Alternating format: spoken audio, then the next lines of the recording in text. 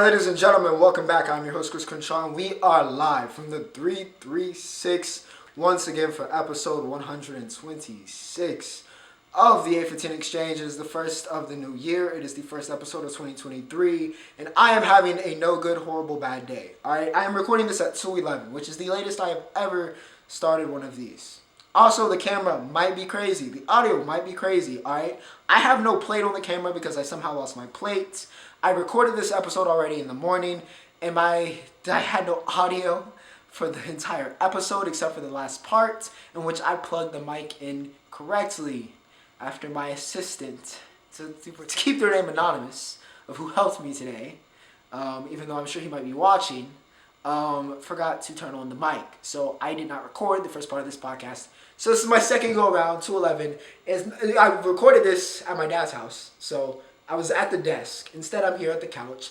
I don't know how this looks, alright? This is going to be the most scuffed episode of the A15 Exchange ever, alright? I am stressed beyond imagination.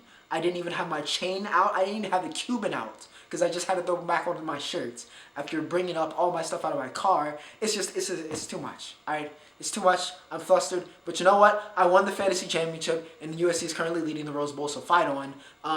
But anyways, all right, we got plenty to talk about this week. College football, NFL, NBA. Y'all know what it is. All right, everything you're looking for can be found in the description. As I say, for 126 episodes running, everything you're looking for can be found in the description. Timestamps, my social media, whatever it is, can be found in the description. And as always, remember to like, share, and subscribe if you guys are enjoying the content. Now, all right, on the most scuffed, insane episode of this podcast ever. Hopefully the camera doesn't fall in the middle of me recording. I might even leave that part in just for humor. College football. Okay, CFB. Alright. Y'all know what it is. It was the CFP Semi-Finals, and we finally had a good semi-finals. So let's talk about it, alright? TCU and Michigan. Alright, last week I said this is the matchup. If there's going to be a close matchup between the two, it's going to be this one. Michigan should be the favorite, but TCU has proven they got that dog in them. Or at least I should say that hypnotoad in them. Alright, they got that fire in them. Alright, they got some dogs at TCU.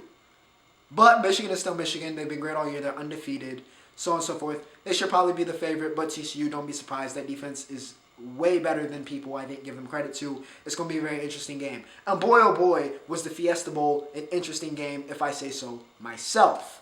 Because woo, we got one. We got one, certainly did we.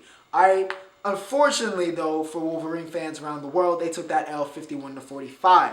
Not for lack of fighting. Now, TCU, Michigan's one consistent all year. I mean, they've been pretty consistent all year, let's be honest. But the one fatal flaw they had is that they start late. They are slow starters. They are slow starters. They often struggle and they have to fill you out in that first half and then they take off in the second half. TCU jumped on Michigan in this game. Jumped on them. Gave them no room to... pulled a Michigan in the second half against them in the first half. Gave them no room to breathe. They jumped on them. Got them trying, playing from behind by a considerable amount from the start. Which was key. Because then Michigan in that second half, they came back. They came back with that fire we've seen all year. J.J. McCarthy and that offense got rolling. They started figuring out that TCU defense. And they started getting points on the board. They started cutting down that lead. But the problem was that every single time that Michigan got close, they made it a one-possession game, the defense became unglued. They could not finish the job. They could get close, but they couldn't finish it. And that ends up being the fatal flaw in Michigan today because TCU is advancing to the national championship, as I stated. Max Duggan didn't even play a great game. I mean, he had 282, 4 touchdowns, but he had 2 picks. He was horrifically inefficient all game. It was not a great game for Max. All right, he did not look like the Heisman candidate. He didn't look like the guy. All right. However, with Keandre Miller having to leave the game early with injury, DeMarcado came in and was the engine of this TCU's offense. 150 yards and a touchdown for DeMarcado. He was sublime. He was fantastic. He was great. It was a hell of a performance in a big game. As the backup running back, he looked like the star of the show. All right, Quinn Johnston. What more can we say about him? He's one of the best receivers in America. 79-yarder accounts for most of these yards, but the man still had 6 receptions, 163, and a touchdown. But, of course, that 79-yarder was the backbreaker. All right, Michigan got too addicted to man coverage and got picked apart. They kept getting beat one-on-one, And if you're going man coverage, you can't get beat, man. You cannot get beat one-on-one. And then they were losing the fight in the trenches. Then McCarter was able to pull off long. It was just a complete collapse defensively. Quentin Johnston, a big reason why. Defensively for TCU, again, applied tons of pressure to J.J. McCarthy. Now we'll talk about another young quarterback and his problems. But McCarthy showed a little bit of his youth in this game, all right? His decision-making wasn't all the way there. Felt like he was feeling the pressure. I mean, if Dylan Horton sacked me 4 times, I would probably also be feeling the pressure. Additionally, D. Winters went ballistic. All right, the man was unchained. I don't care how small he is as a linebacker. Some NFL team needs to give him some consideration. He's been a dog all year. He was a dog in this game. 7 tackles, 3 tackles for a loss, and a pick 6 for D. Winters. He is amongst a couple defensive players that we'll talk about in this segment that took over games defensively for the respective teams. But Winter, he was phenomenal. J.J. McCarthy, like I said, he was fine. Over 390 yards total. 3 touchdowns. He did have 2 picks. Like I said, the decision-making was a little shaky. I think J.J. will be okay. He showed a lot of fire after the game in that post-game press conference and, staying and watching. So he'll have plenty of motivation. He's very, very talented. Just needs to improve. Needs some refinement. And I think he can be the star that a lot of people saw him and, had him marked to be coming out of high school, coming out of IMG.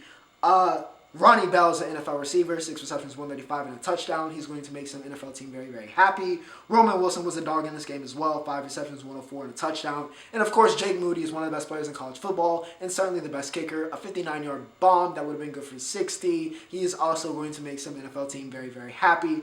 But his story with Michigan, unfortunately for Wolverine fans around the world, has come to an unfortunate end. TCU advances. Congratulations. Sonny Dykes, what a year. First year, already going to the Natty. Gotta love it. Shout out to TCU. UGA and Ohio State. I said a week ago, and I want my credit. I said this game was going to come down between, not the Stars, right? The Stars would be the Georgia defense and the Ohio State offense, right? No, this game was going to come down between the Georgia offense and the Ohio State defense. Not the offense for Ohio State and not the defense for Georgia. And boy, oh boy, did it. Later start, so, football games go long. So it came down. It came down to the brink. After Georgia had to come all the way back because C.J. Stroud played the game of his life. I mean, the man was running the ball actively, not on like a design. He was running the ball with purpose. C.J. Stroud doesn't do that. He was trying to go... The man has won nothing. For all of how great C.J. Stroud has been at Ohio State, he's won nothing. He's none of the individual awards besides some Big Ten awards, but none of the major stuff. He never beat Michigan. He never won a conference championship. Surely he couldn't walk out of an immaculate career at OSU without a national championship, at least. And he did everything he could yesterday to get that job done. And for the first half of this game, Ohio State did everything they needed to do to book their trip to the national championship and laugh at Michigan for losing. But Georgia kept fighting, and unlike Michigan, they fought all the way back and they got within striking distance. And once they got inside striking distance, they struck. A.D. Mitchell from Stetson Bennett takes the lead, but gave some time to C.J. Stroud. That's a problem. That is a big, big problem. Stroud drives right down the field. Unfortunately, Ohio State calls 2 very dumb passing plays. Why? I do not know. Just run the ball, call the timeout, kick the field goal. Ruggles, who has not missed from 40 yards all year, he gets a 50-yarder. With 12 seconds to go in the game, and with 12 seconds to go in the year, as the kick goes up and we enter 2023, Georgia enters the national championship again, and Ohio State enters misery. Ruggles shanks it, and it's a bad shank. It's not like it hit the bar. No. Horrific shank. I don't know if it was the snap, the hold, or the kick. I don't know what it was. It was a bad kick. Completely misses it as the clock strikes 12 of a new year, and it's chaos. It's absolute chaos. Georgia wins the game that way. Absolute instant classic. Stetson Bennett goes 398, 4 touchdowns. And Stetson didn't even play a great game. He said that. Alright? It wasn't even a great game for him, but 398, 4 touchdowns. He also threw a pick. C.J. Stroud was unbelievable. All right, it was the best game I've seen CJ play. No slander. Like I said, I told my people in the group chat, I said no CJ slander. And they still lost. 382, 4 touchdowns. And they still lost. Emeka Egbuka, 8 receptions, 112, and 1 touchdown. Marvin Harrison Jr. was the best player on the field until he wasn't. All right. Great game to start. But he had some moments where it was like, even though CJ didn't maybe throw the perfect pass, still plays that, we're accustomed to seeing him make. But still, he became a big factor when he had to leave this game after no call on the targeting. You can say whether you thought it was targeting or not. I thought it was pretty clean, to be honest. But much cleaner than, by the way, TCU, Michigan. TCU tried to throw the game at the end. Number 2, don't know why you're still on the team as of today, because you clearly have money on Michigan with the most blatant targeting call that doesn't get called. I don't understand. Anyways, the referee was shoddy throughout that Fiesta Bowl, by the way. A couple touchdowns Michigan definitely had, weren't called. It was a mess. Anyways, Ohio State, Georgia.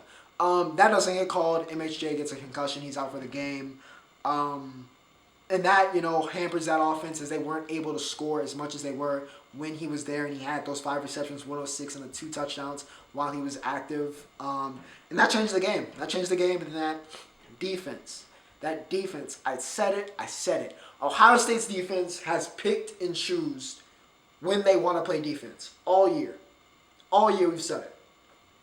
They picked and choose in the wrong situation, and Georgia's offense kept slugging. They kept fighting. And like I said, got within striking distance, finished the job. Ohio State gets down there, shoddy play calling, cost them the game. And also, I have to give a shout out because the greatest timeout of all time. Game would have been done, by the way. But Kirby Smart, before Georgia's game-winning drive, 4th down, 4th and 1, Ohio State runs a fake and gets it. But Kirby Smart somehow instinctively calls a timeout, runs down the field, gets the timeout, so the play doesn't go, prevents the fake, prevents the 1st down, keeps them in the game. They drive down the field, score the touchdown, ends up winning the game. So Kirby Smart, proving why he is Kirby Smart, one of the best coaches in America, proving that paycheck with that timeout. The clutchest timeout I've ever seen in my life. But yeah, Georgia has a shot after a nightmare at midnight for Ohio State. And yeah, they have a chance to repeat against TCU. Now, for the rest of the bowl games, we won't get into all of them, but we'll get into some of them. Alabama takes out Kansas State 45-20. Bryce Young is Bryce Young. Over 320 yards passing. He had 5 touchdowns. He's Bryce Young. All right. He did Bryce Young things in this game. I mean, he went off. He was dang near perfect. Him and Stroud balled out. So y'all pick and choose whoever. All right. But Bryce balled out. He looked like QB1 in this game. I mean, went ballistic.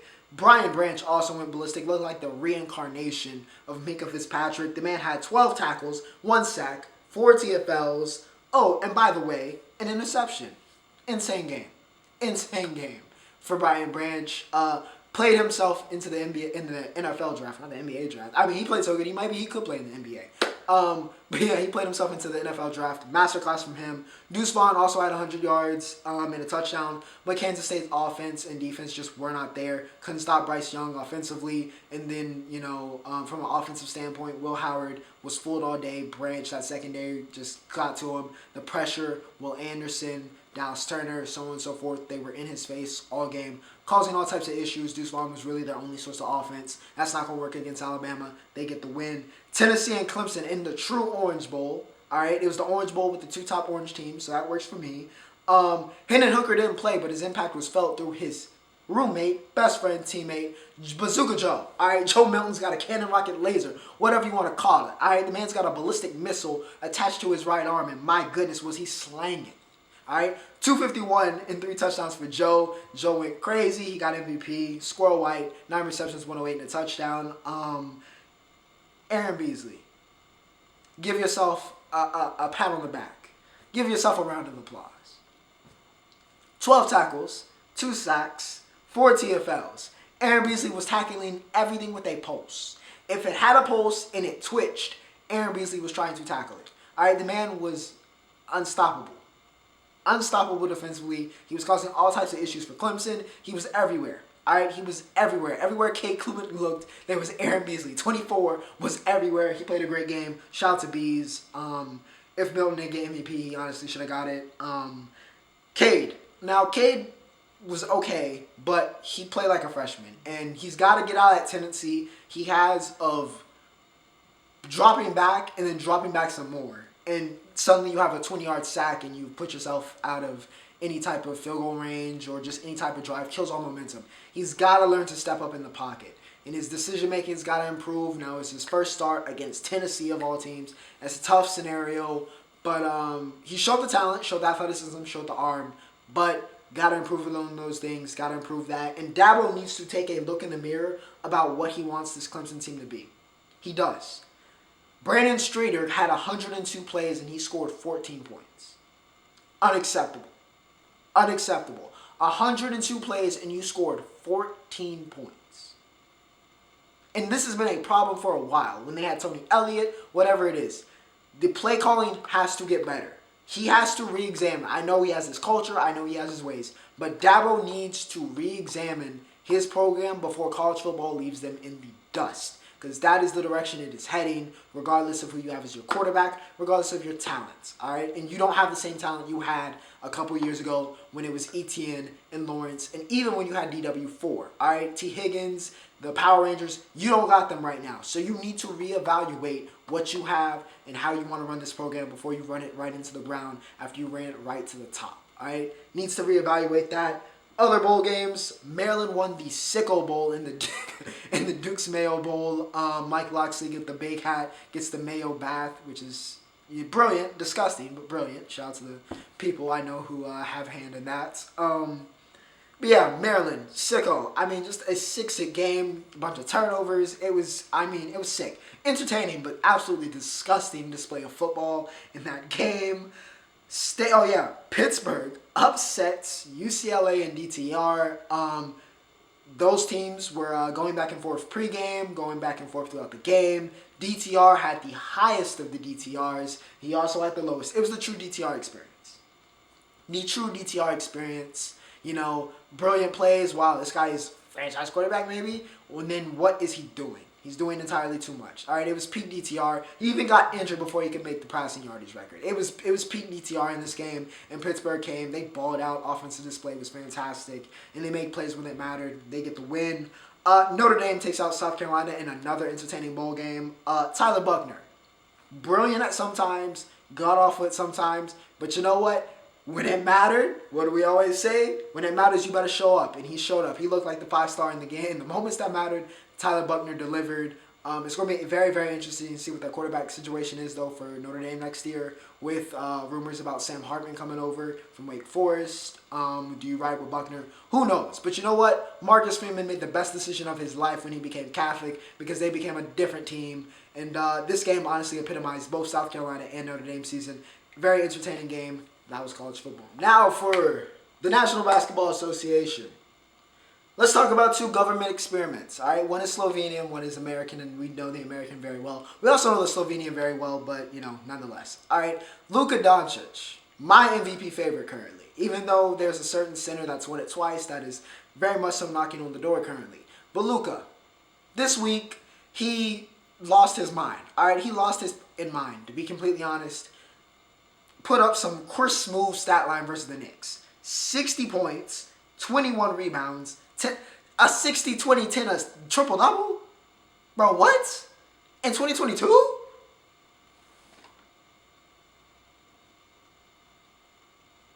$60-20-10?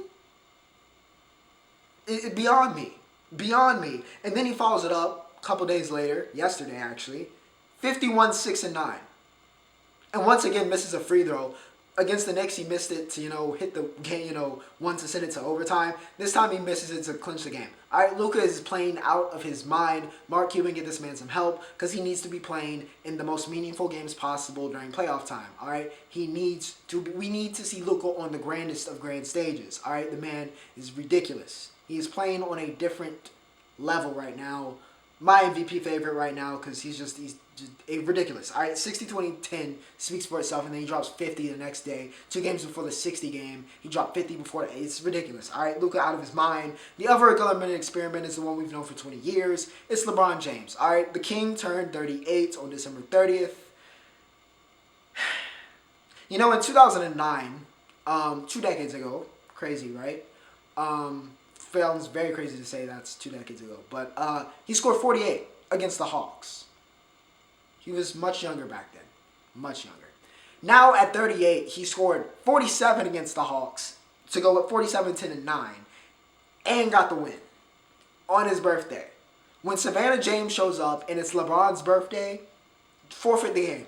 You're not winning. He's going to give you at least 40. At least 40. All right? You are going to get butchered. It doesn't matter if he's 18, 19, 27, 38. He'll probably do it when he's 45. It don't matter. You are going to get cooked. The king is still the king. Put some respect on his name. The Lakers, oh my God, y'all suck. Y'all are wasting quite possibly the greatest player to ever play the game. And he still can play like this at 38. It does not make any sense. He's an anomaly, a genetic experiment. He is my king, my favorite player of all time. But yeah, Bron balling out. And to finish up this segment, like I said, Nikola Jokic is acting up, okay? And if he keeps this up, we are going to have a very serious conversation and a very uncomfortable conversation for a lot of people if he messes around and gets a third MVP. Okay? He's got 2. If he gets 3, we're going to have a very serious conversation about where Nikola Jokic stands amongst the all-time greats. Okay? And a lot of people aren't going to want to have that conversation, but we're going to need to have it if he keeps playing like he is. Alright? NBA heating up. Let's keep it going. Entertainment. Not much to talk about. Alright? I still haven't seen Babylon. I'm sorry. I got busy last week. Alright? A lot of things going on with the new year. So on and so forth. Had to go play foot. Listen, I had a lot of stuff going on. Alright? It's a long movie, by the way, as well. It's a 3-hour movie. Maybe I'll get to it this week. Hopefully. Maybe. We'll see. No promises. But, Chainsaw Man, season finale. Alright? You could have just called this For Him and Ale. Alright? Because it was For Him and Ale. Alright? She was best girl from the grave. She gave the cigarette to the Ghost Devil, who then gave it to Aki. And he got revenge. Alright? Remember what, he taught her about, the Ghost Devil results to fear, so he had no fear and caught her lacking, thanks to Kabani, who also caught her lacking. Denji pulled up on Katana Man and said, let's get this work, and he proceeded to give him this work. Alright?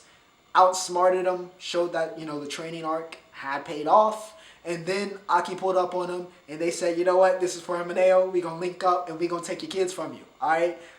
They had a little nice little nut crushing contest to end off the episode, and then we had that nice cool montage. But yeah, Makima's still plotting something. It's gonna be very interesting what happens next.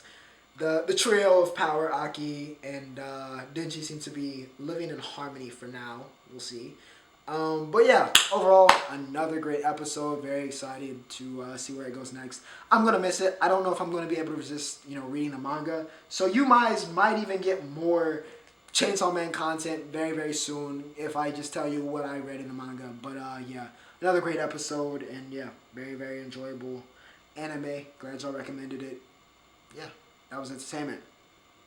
And with that said, of course, that brings us to the National Football League, which has been in my favor, unlike everything else today. Yesterday, as I announced, and if you follow me on social media, the boy won the Fantasy Football Championship. What can I say? The boy won the Fantasy Football Championship. Alright, I'm Fantasy Football Champion. I'm him. New year, still him. Campion.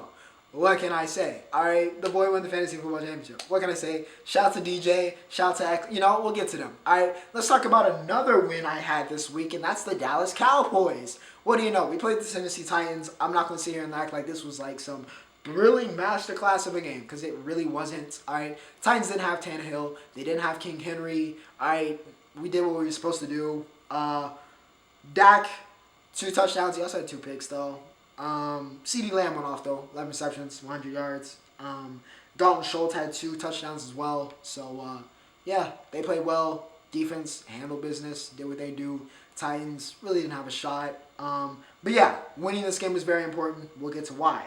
The Falcons and the Cardinals, another game. Not too super exciting, not too thrilling until the very, very end, however. Because it heated up. This game was a little bit back and forth all game. Not that either one of these two teams have too much to play for besides pride. But we had a thrilling finish. Falcons were able to drive down the field, and Young Hoku with a 21-yarder. I mean, that was basically an extra point back in the old days. to win the game for the Falcons. Jugs and cheers. They were at home. They're starting Ritter to try to see what they're getting from him. He had an efficient day, honestly. 19 for 26, 169 yards. Nothing too crazy, but not bad. I'm not convinced, but we'll see. All right, we'll see. Tyler Algier had 83 yards and a touchdown. David Blow started this game for the Cardinals. That should tell you all you need to know about that. I don't know if Cliff Kingsbury is going to have a job next year. I'm sorry. I know he lost Kyler, but he wasn't really doing much without them. They're 4-12. All right. Good luck, but it's not looking good. It's not looking good for you. You know who it is looking good for? The Detroit Lions, because I knew the Bears were bad. I'm not going to say I knew the Bears were bad. Everybody knew the Bears were bad. I didn't know they were this bad. I mean, this was the no good, horrible, bad day. They had a day yesterday like I'm having today. Okay? Even Justin Fields couldn't save them. Even Fields had a bad day. He started out over 100, rushing yards, 132 to be exact. On 10 carries, by the way. But he was 7 for 21. 7 for 21 with a pick. 1 touchdown, but a pick. Under 100 yards. That defense had him figured out. And offensively, the Bears had nothing. Defensively, they also absolutely had nothing because Jared Goff, who, by the way, is having a very good season, if you haven't noticed, by me constantly having to talk about him on this podcast, 21 for 29, 255, and 3 touchdowns for Goff. Jamal Williams, usually the vulture, he outtouched Swift in this game. 22 carries, 144, and a touchdown. Brock Wright had 3 receptions, 2 of them touchdowns, career day for him. Josh Pascal had 2 sacks. James Houston had 3. They had 7 as a team. Lions completely dominated this game from start to finish. The Bears had absolutely nothing to offer. Not even Fields, as great as he's been. Just nothing. Absolutely nothing. Complete annihilation from the Lions. They get the win. The Chiefs and the Broncos. I can't even slander the Broncos this week. It's a switch up, right? It's a switch up this week. Something in the air. Maybe it's the new year. New year. Somewhat new Broncos, all right? They fired Hackett last week while I was recording the podcast. Made a little bit of a difference. I mean, they jumped on the Chiefs. We're looking very competitive. Russell Wilson looked like Russell Wilson. The man had 3 touchdowns in this game, by the way. He looked like Russ. He looked dangerous. However, the Chiefs have Patrick Mahomes, and it's tough. It's just really tough, all right? They have Patrick Mahomes. He's Patrick Mahomes, and he's going to do Patrick Mahomes things, especially when you're at Arrowhead, all right? You knew what was going to happen, all right? Lions had the lead, the Broncos had the lead. You knew what was going to happen, all right? You knew. You know who the Broncos are. You know who the Chiefs are. Jerick McKinnon, by the way, playing out of his mind. He scored twice in the fourth quarter to add to like 8 in the last 5 or something crazy. Kind of having his own Christian Watson moment. Mahomes had 328 and 3 touchdowns. Russ, like I said, ends up with, I think, 3 touchdowns. He had 2 rushing, 1 passing, 222 yards. So good game from him. But the Chiefs just were too strong in the fourth. Came back, got the win. Broncos fought hard. So you know what? Positives. Want to get the win, but positives in this game for the Broncos. And we haven't been able to say that a lot. The Patriots take out the Dolphins. All right, the Dolphins are just down horrendous. There are a couple teams that are down horrendous. Miami, you're one of them. And you know why? It's because you mismanaged Tua. And who told you were going to pay for mismanaging Tua earlier in the season? Moi. Oh, it was me. Yes, it was me. I told you. You should have just sat him earlier when he got the first concussion that everybody saw. Should have just sat him, right? Let him get healthy. Let the brain heal. Let all that stuff, right? You can take the L's now or then, right? Because at least he'll be healthy and you were a really good team when he was healthy. Yeah, that's all gone out of the window now. Had to start Teddy Bridgewater in this game versus the Patriots. He got hurt, so you end up starting Skylar Thompson during the game. It wasn't there. It just wasn't to be, was it? Close back and forth game, but like I said, man, Dolphins I don't want to say they're finished, but it's not looking good. All right, it's not looking good. Even Cheetah and Waddle were held in check in this game. Mac Jones had the efficient Mac Jones special, not the bad Mac Jones special. Had 203 and 2 touchdowns, so, that's a fantastic game for Mac Jones. I mean, honestly. And they got the win, and that's what's important. Dolphins, like I said, they're paying for their sins, and Patriots were able to capitalize. Daniel Jones, you're good with me. I know you're a filthy New York Giant, but you're also a Duke guy, so you're good with me. That's why I'll look past you being a Giant, because you also dropped 38 points and won me the fantasy championship. I'll look by it. You're golden with me, my boy. You're golden with me. All right, they played the Colts, and it was another game where the Colts are really bad, Giants are pretty decent, or pretty good, honestly. And yeah, the score showed that. This game showed it was not close at all. Not remotely. Not even a little bit. All right, Sam Ehlinger came in and played better than Nick Foles. That's the summary of the game. And he only went 9 for 14, 60 yards. And he had a better game than Foles. No words. No words. DJ had 177 passing, 2 touchdowns. Rushing, he had 91 and 2 touchdowns. Fantastic game, like I said. This was the career game for Daniel Jones. He played phenomenally in this game. Landon Collins had a pick 6 like he was back at Bama playing the Colts. But yeah, great game for DJ. He showed out, made me proud, helped me win the fantasy championship. Giants get a much needed win, clinch the playoffs as well. The Eagles take, shout out to the boy Jamal, because the Saints took out the Eagles. Listen, also, I want to give Jalen Hurts some credit. Because some people, not me, but some people have been calling him out and saying all types of craziness. Like, he's a system quarterback, all this, all that. Nah, forget about it. He is not no system anything, all right? Hurts is him, all right? I'm going to say it as a Cowboys fan.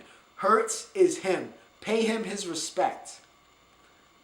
Because this team with him and this team without him, totally different teams. Gardner Minshew, solid backup, but he's not a starter for a reason. It showed in this game. Because the backbreaker in this game was a very telegraphed throw that Marshawn Lattimore picked off like it was routine. In his first game back, by the way. Pick 6, seals the game. Eagles can get nothing going offensively. And they take their second straight loss. And now the number 1 seed is wide open for both the Cowboys and the 49ers. We'll get to the 49ers. But also the NFC East. So I appreciate it. Thank you, Saints. Eagles, not the same team. Like I said, they're just not. All right, without Hurts, it's a different ball game for them. We'll see what happens. They might need to rush him back if he's not going to be healthy, because I'm not sure if they want to fall to the wild card dealing with all that as great as they've been this year. And they were the class of the NFL. 1 loss all season. So, yeah, going to be interesting. But, yeah, they need Hurts bad. The Buccaneers. I almost called the Broncos. The Buccaneers take out the Panthers. And honestly might have been one of the game of the weeks in the NFL. I won't call it game of the week because we'll get to what's probably game of the week, but one of the best games of the week.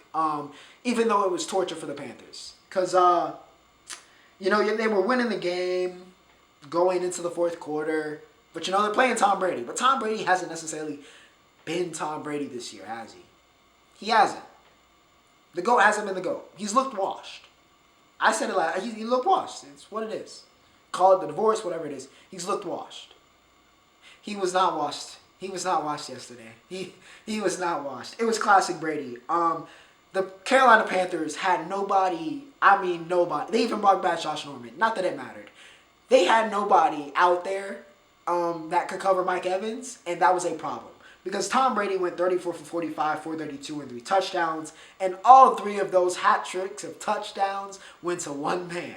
Mike Evans, who had 10 receptions, 207, and 3 touchdowns. For his own 48-point game in fantasy. So if you played Mike Evans in the Fantasy Football Championship and lost because he dropped 48, I am so sorry. I'm also sorry if you kept him on his bench like somebody in my league. I am so sorry. But Mike Evans and Tom Brady looked like the Mike Evans and Tom Brady of old. It was classic performance in that fourth quarter. Just could not be stopped. Brady was just throwing it down. Evans was always open. He had his quarterback beat every time. Touchdown galore. And yeah, they came back, won the game, got it done. Sam Darnold played great, by the way. 341, 3 touchdowns and a pick. DJ Moore had 6 receptions, 117 and a touchdown. The Panthers offense had it going in this game for the most part. The only thing I will say is they had way too many turnovers. Darnold himself, I said he played well, but he also had 3 fumbles. 2 of them were lost. So 4 turnovers technically in total. But overall, fishing game that you want to win. You just can't have those turnovers, and your defense can't just I get it, 2 future Hall of Famers in Evans and Brady, but you can't go out like that, man. You just can't. Classic GOAT stuff, however, and Tampa Bay gets the win. The Browns take out the Commanders 24-10. Deshaun Watson, for the first time all year, actually looked like Deshaun Watson. He did. It's been a long time coming. But he finally looked a little bit, from a moment in time, like Deshaun Watson. Not that he was horrifically efficient. He went 9 for 18 in this game. But he did have a hat trick of touchdowns through the air. Nick Chubb went over 100 yards. However, besides Deshaun Watson turning back the clock and looking like who he's supposed to be, the reason the Commanders lost this game, Carson Wentz. You know, it's funny. Because when we looked at the draft, we used to think, man, Wentz was the guy, right? With the second pick, the Eagles got it right. Wentz was better than Goff. Right now? How have the times changed? Now Goff is looking like that was the right pick. Wentz, oh boy, oh God, dear God. 3 picks in this game. He was a disaster. All right, he was a disaster. He did not look like an NFL quarterback. He looks like he might be joining Derek Carr in the unemployment line. It was bad. It was horrific. It was all of the bad adjectives you can come up with because it was a terrible, terrible game. And Commanders took that L. Deshaun Watson looked pretty decent, if I say so myself. Got the hat trick. So we'll see what happens. But you know what? The Browns needed that win. The Commanders also needed that win. And you know what? You let down the NFC East. I don't know if I can forgive that. You let down the NFC East. Besides just being the Commanders, you let down the NFC East. The Jaguars. Okay, I'm gonna keep this real brief. The Jaguars demolished the Texans, 31-3. All right, this game was not close. They were up like 28-0. All right, Trevor Lawrence has not left the game this early since he was at Clemson. And as a result, he broke his touchdown streak. He threw a pick actually in this game, by the way. So it was like, oh, maybe Trevor's not, He played like a half. All right, this game was not that entertaining. Unless you were a Jaguars fan, then it was probably euphoric. But otherwise, this game was just, it was nothing, a nothing bubble. The Texans will be having the number 1 pick of the draft, and will be picking either C.J. Stroud or Bryce Young. Hot garbage. ETN went off, so yeah, shout out to Trav. I think he had like 9 carries over 100 yards and a touchdown because he had that long run. But Jags finished. Texans, it is what it is. Now, for like I mentioned one of the games of the week, earlier. I was talking about Bucks, Panthers. This was probably game of the week, all right? 49ers and the Raiders. And you probably wouldn't have expected it, all right?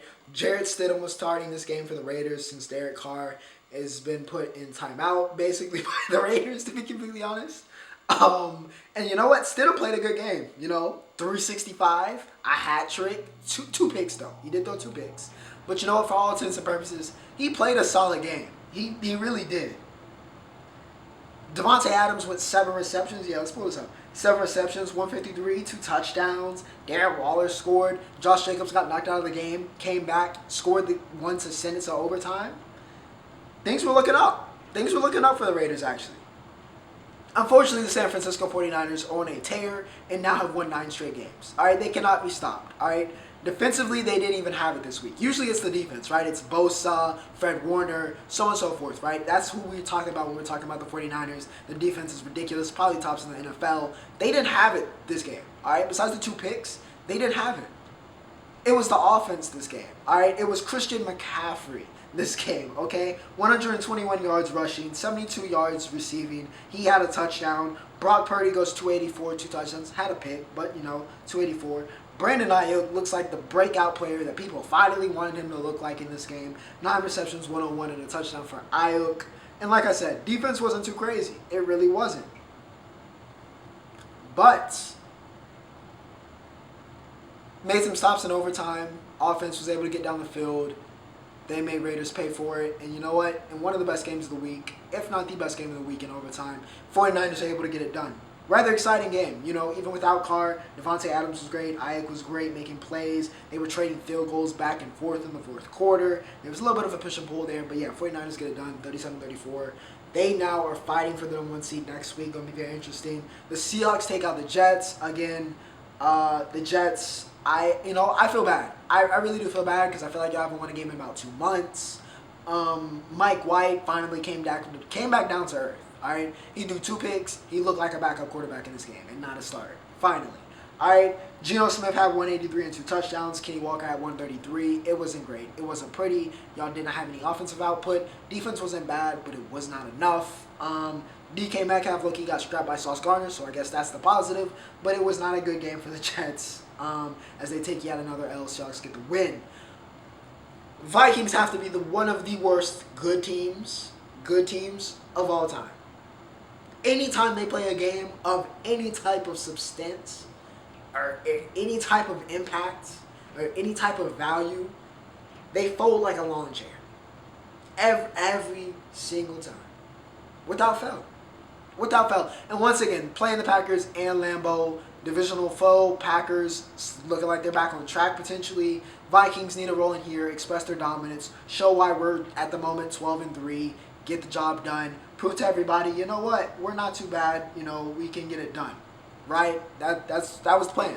That was the plan.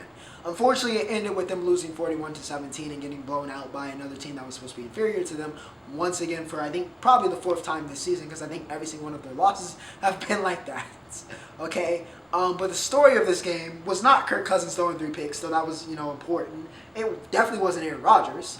Aaron Jones went over 100 yards, and that's always a good thing for Green Bay. They usually win when he goes over 100 yards. But no, the story was the fact that Justin Jefferson had 1 catch. Quite possibly the man deemed the best receiver in the world, had 1 catch on 5 targets because Jaire Alexander had him in prison. Alright? He had him in Alcatraz. Okay? It's been a while since I've seen a cornerback get in a receiver's head the way Jaire Alexander. I don't know if it was the gritty or the talk pregame. I don't know what it was. But Jaire was living rent-free in Jettas' head, and Jettas could do nothing. It was the worst game of his career. The worst game of his career. Probably the worst game he's played maybe since, I don't know, like high school. But he probably dominated high school. He's an NFL player. So I don't know when. Possibly the worst game of his life. Jaire Alexander had him on Guantanamo Bay, locked up in chains. Alright, he was in chains, and the chains were not to be set free for all 60 minutes of this game. Alright, Alexander had him in the depths of just, I don't know where.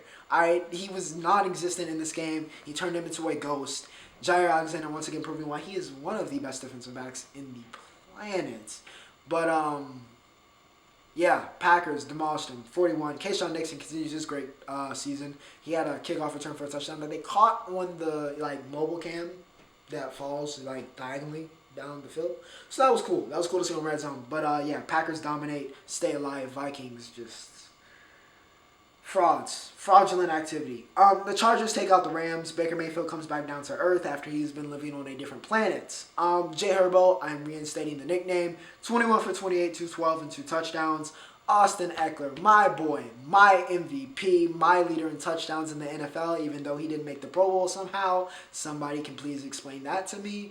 But yeah, Eckler, 122 and 2 touchdowns, also helps me win the fantasy football championship. So thank you again to my boy, Austin. I've been here since day one because I picked him up off of waivers when he started taking Melvin's spot. The Rams, Cam Akers had 123 yards. It was kind of a little bit of a running back duel in this game. But yeah, like I said, came back down to earth. Chargers are just a better team. They win the Battle of L.A. The Steelers take out the Ravens. I